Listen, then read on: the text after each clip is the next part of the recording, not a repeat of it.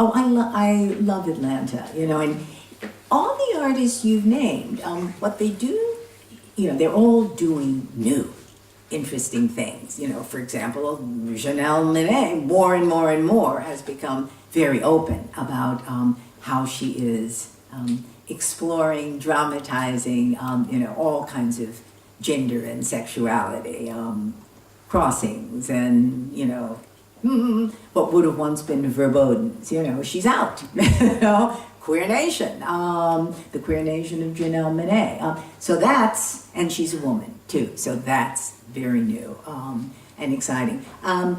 Jay-Z and Beyonce are, it seems to me, direct descendants, inheritors of this way, and they've developed it that Michael had of combining all kinds of Black traditions, performing traditions, influences, legacies, with a wide range of white and popular culture and high culture ones.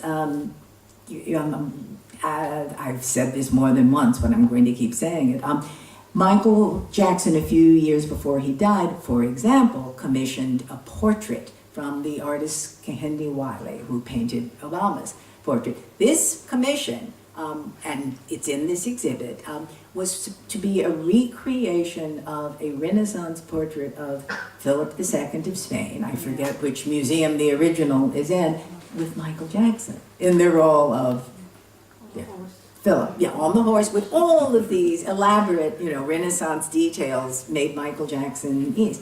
Everybody's raving now about the Carters, Beyonce and Jay-Z, and their, you know, videos in the Louvre. Well, that's exactly, you know, I'm not saying it's an imitation of, but it's a continuation of that tradition. So, you know, Michael is setting so much in motion.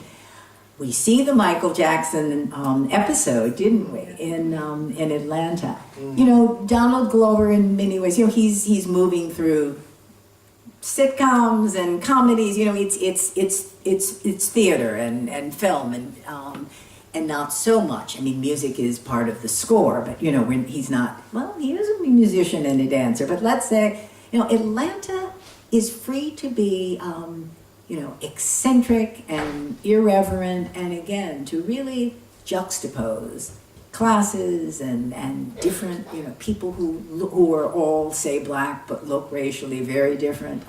You know, it's as if he's happy to surface and turn into drama, to bring to the surface so many of those cultural contradictions and ambivalences that, you know, are in Michael's work, but not turned into, you know, full-bodied, character-driven comedy. But there's a looseness and a freedom and a willingness to be freaky at times that I think is great. Yeah.